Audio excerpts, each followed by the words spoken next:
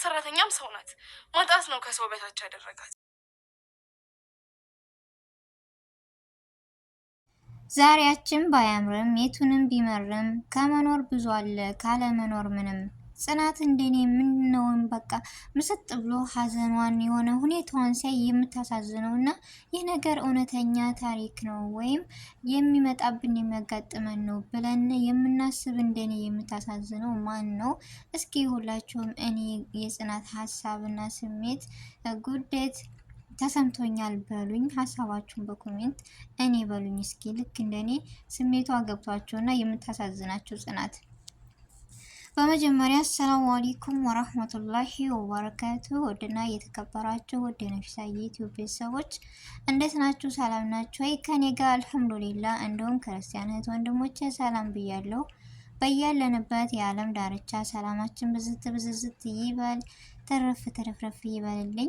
አላህ ሀገራችንን ሰላሟን፣ አንድነቷን፣ መተሳሰብ፣ መከባበርን፣ ፍቅርን ይመልስልን። ሁላችሁም በዱዓ በጸሎት እንበርታ ውድ ቤተሰቦቼ። እንዲሁም ለቤቴ አዲስ የሆናችሁ ሰብስክራይብ በማድረግ ይቀላቀሉ። ሀሪፍና አዝናኝ እንዲሁም ድራማዎችን፣ ገጠመኝን፣ አስተያየትን እናቀርባለን። ነባር ቤተሰቦቼ ከጎኔ ሆናችሁ ስለምታበረታቱ በላይክ እና በሸር በኮሜንት ስለምደግፉኝ ከልብ አመሰግናለሁ። ዛሬም ነገም ድጋፋችሁ አይለይ ነው የምለው ውድ ቤተሰቦቼ። እና ዛሬ ለጽናት አጨር ያለች የሷን እንዲሁ ትንሽ የውስጧን የሚገልጽ ነገር በራሴ ስሜትና ሀሳብ ይዤ መጥቻለሁ። ተወዱታላችሁ ብዬ ተስፋ አለኝ። እስከ መጨረሻው አብራችሁን ቆዩ ቤተሰቦች። ዛሬያችን ባያምርም የቱንም ቢመርም ከመኖር ብዙ አለ ካለመኖር ምንም ብለን ዋጥ አድርገን አፍነን ሁሉንም የደስታችን ወራት እስኪመጣ ድረስ ብሶትን ሀዘንን ችለን ለመታገስ ከክፉ ቀን ጋራ ድል ባለን እንኖራለን። ከክፉ ቀን ጋራ ደልበን እንኖራለን። ወትሮስ ከጊዜ ጋር በየትኛው አቅም ጸብ እንገኛለን? ወትሮስ ከጊዜ ጋር በየትኛው አቅም ጸብ እንፈጥራለን? ጽናት ምኗን ይሆን የሚከፋት? ምኗን ይሆን የሚያማት? የት ጋር ይሆን የሚከፋት? ስም የሌለው በሽታዋን ስታስለምን ስታስገኝም ስም የሌለው በሽታዋን ስታሳም ምን አገኛት? ሰው አትገባውም ዝምታው ክርፊያ መስሎ ያበሳጫል። ንግግሯን ንዴት ፈጥሮ ቂም ያስይዛል።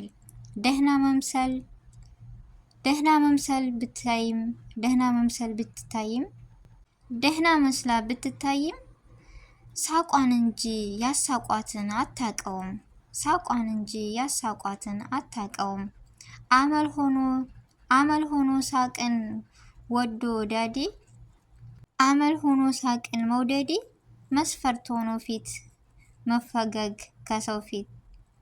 ከሰው ጋር ለመቅረብ ብትስቅም እሷ ብቻ የምታውቀው እሷ ብቻ የሚሰማት ህመሟን ግን አመል መስሎ ያስጠላታል። ከሳቋ ላይ ድንገት መጥቶ ይወስዳታል። ማስመሰል ይብቃኝ ብላ ብትሄድም መሄዷን እንጂ አካሄዷ አይታያትም። ምኗን ይሆን የሚያማት? የቱ ጋር ይሆን የሚከፋት? አንዳንዴ ቀን ይከብደናል፣ ተስፋ ያደረግነው ይዘማል፣ አውጥተን አውርደን ያቀድነው ይከሽፋል። እድለኛ ለመሆን ስሜት ውስጣችንን ይተረማምሳል። ወደ ኋላ የማስቀረት ይለፋብናል። እነዛ የእኛ ቀናቶች እስኪመጡ ድረስ አንዳንድ ቀን ይከብደናል።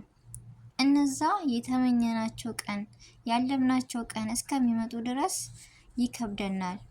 ይህ የጽናት ማንነትና የጽናት ስሜት ትንሽ በቀላሉም ቢሆን የተረዳሁት ነገር ነው እና አንዳንድ ጊዜ በጣም ከባድ ሁኔታ ያለንበት ሁኔታ ማለት አሁን እሷ ያለችበት ሁኔታ ነው። ቆም ብላችሁ አስቡትማ። ተስፋ ያደረገችበት ሁሉ ነገር በጣም ጨልሞባታል። ተስፋ ያደረገችበት ነገር ህልሟ ከሽፎባታል። እውነትን ደግሞ አውርዳ ያቀደውነውን ያከሽፍባታል። የእሷም እቅድና ሀሳብ ህልሟ ከሽፎባታል። በአሁን ሰዓት እሷ ማነች? ጽናት። ያን ነገር ደግሞ እቅዳችንን፣ ህልማችንን፣ እድለኛ ለመሆን ስሜት ውስጣችንን ይተረማመሳል። ወደ ኋላም የማስቀረት እድል አለው። ይህ ምንድነው? ጽናት እንዳየናት ከገጠር መጣች። በህፃንነቷ እናቷን አጣች። ከባድ ነው። ከዛ ሲቀጥል ደግሞ አባቷ እያስተማራት አሳድጓት እዚህ ደረጃ ደርሷት አባቷ ታመመባት። ድህነት እንደ መግቢያው ላይ እንዳያችሁት ምንድነው ያለችው? በጣም ልብ ይሰብራል። ይህ ነገር እኮ እውነተኛ ነው። በነገራችን ላይ እንደ ድራማ ወይም እንደ እንትን አድርገን ማለፍ ማየት የለብንም። አብዛኞቻችን ደርሶብንም ያለፈ ወይም ደርሶባቸው ያለፈ ነገር አለ። ወደ ኋላም የሚገጥመንን አናቅም፣ የሰው ልጆች ነንና። ስለዚህ ጽናት ከገጠር እንደመጣች አባቷን ትምህርት ልማር ብላ ከሰው ቤት ገብታ ብር አግኝታ ጥሩ ቤት ገጥሟት ሰርታ አባቷን ለውጣ ትምህርቷን ለመማር ነበር የሷ እቅድና ህልሟ። ነገር ግን ያ ሁሉ ህልሟ ያ ሁሉ እቅዷ ትልቅ ነገር ትልቅ ደረጃ መድረሷ ከሸፈባት። ያ ነገር ደግሞ የከሸፈባት ምንድነው? እነዛ የኛ ቀናቶች እስከሚመጡ ድረስ ምን ማድረግ አለብን? ቢከብዱንም መታገስ መቻል አለብን።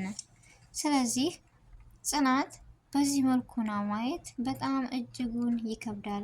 በጣም ነው የምታሳዝነኝ። እኔ እውነት ድራማ መሆኑን እያወቅኩኝ የሆነ እውነታዊ ነገር ስለሆነ ከስሜታዊ ተነስቼ ነው የማያት። ብዙ ነገሮችን በቃ ተለቀቀ ብዬ ነው የማየው። ምክንያቱም ብዙ ነገሮችን ይሄ ነገር እውነተኛ ታሪክና ጥሩ ሀሳብ ስለሆነ ተመስጬ በጣም ታሳዝነኛለች ምናምን። የሰው ገረድ መሆን እንዴት እንደዚህ ያደርጋል? ከሰው በታች መሆን ገንዘብ እንደዚህ ውጣ ውረድን ያደርጋል ወይ? እኛ ራሱ የመዳም ቅመሞች እንዴት ነው የምንሆነው በመዳም ቤት? ይህ ራሱ ትልቅ ትምህርት ነው። እና ጽናት በዚህ ልክ ነው በቃ እኔን የምታሳዝነኝ። አመናችሁም አላመናችሁም በጣም ነው የምታሳዝነኝ። በጣም በቃ እውነታዊ ታሪክ ድራማ ሳይሆን ስታለቅስ አለቅሳለሁ፣ ስስቅ እስቃለሁ። ግን ሳቋ ገና ነው። ሳቋን ቅርብ ያደርግላት ነው የምለው ቤተሰቦች።